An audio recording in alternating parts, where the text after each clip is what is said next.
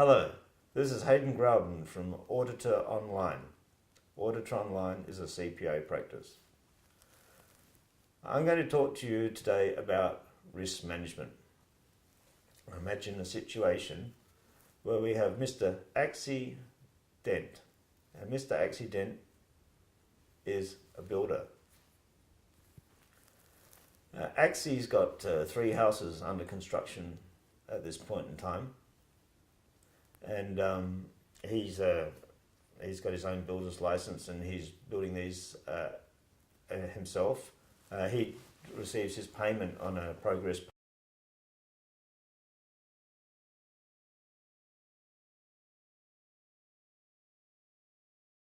He's a very practical man. He's a builder who his personality is his wheelbarrow.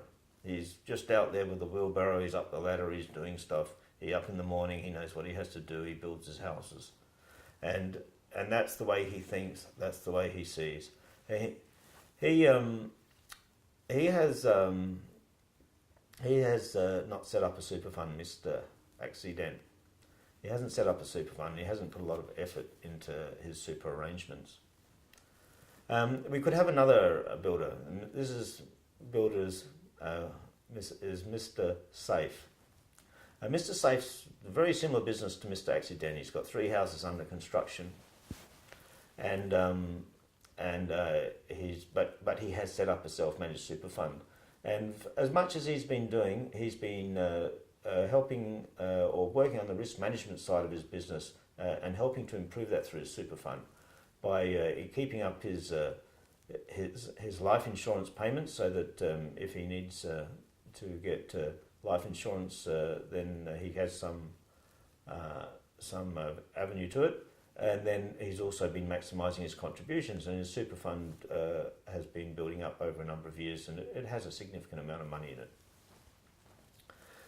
What happens is that both Mr. Accident and Mr. Safe are working up in on a northern Australian beach one day when a massive cyclone comes through, and they both happen to be crawling around on the rafters of this house they were building almost next door to each other, and this cyclone blew them down, and they both became paraplegics, which is terrible and sad, but this is a totally fictitious story, so don't feel bad about it.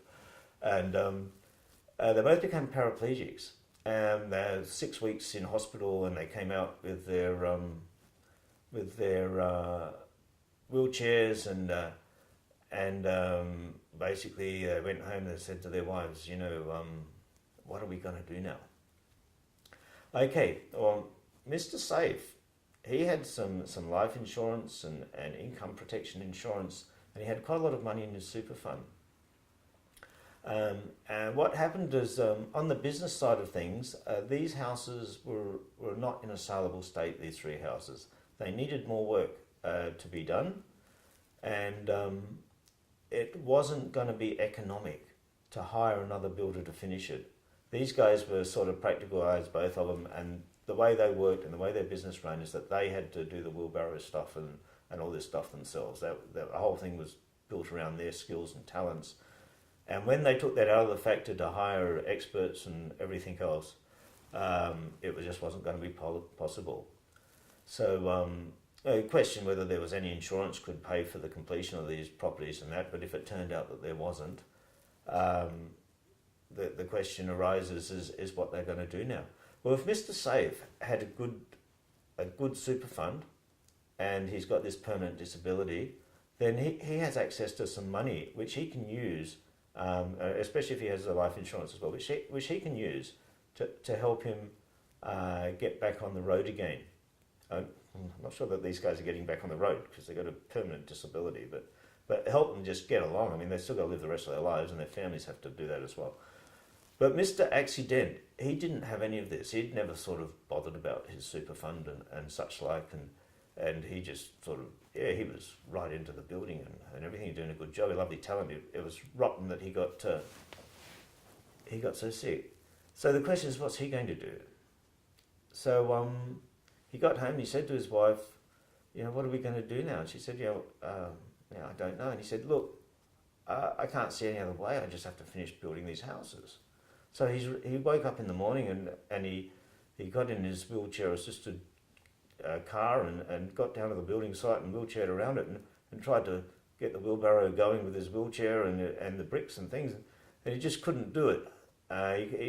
He spent a week and he'd done the work of a fit builder that would do in half an hour.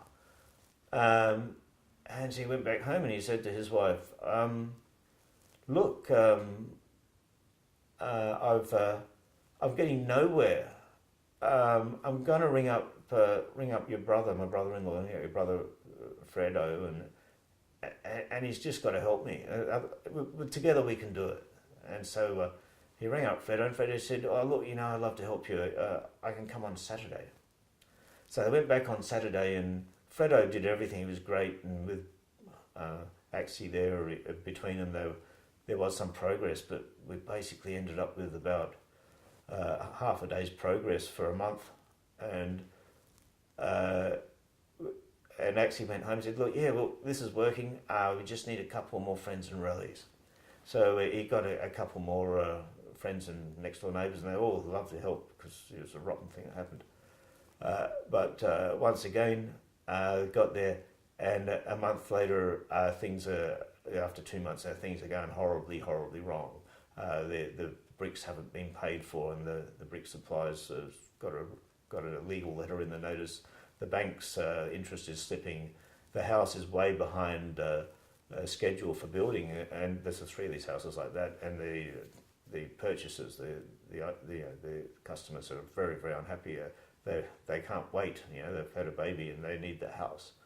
And so he goes faster and harder. He gets up earlier in the morning and he goes harder and harder and harder. And for weeks and weeks, he keeps trying and everyone helping. But in the end, he can't do it. He can't build this house.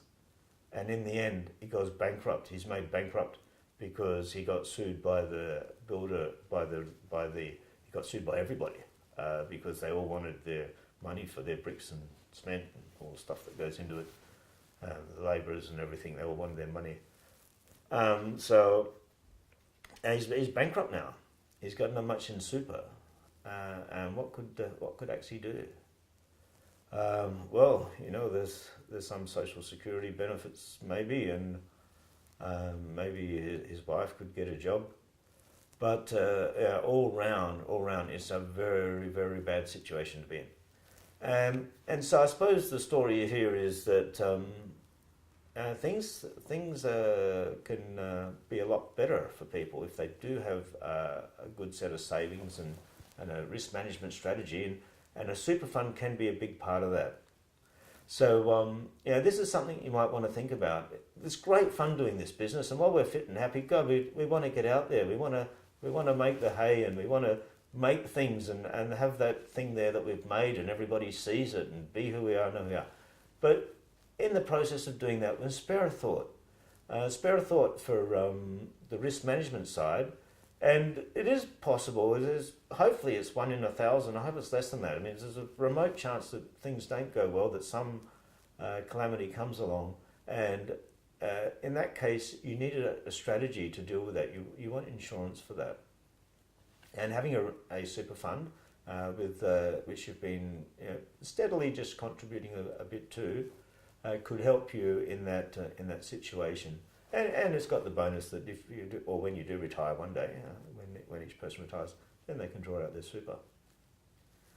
This is Haydn Growden from Auditor Online CPA. Please give me a call if you have any questions. I'll hope to talk to you soon. Bye.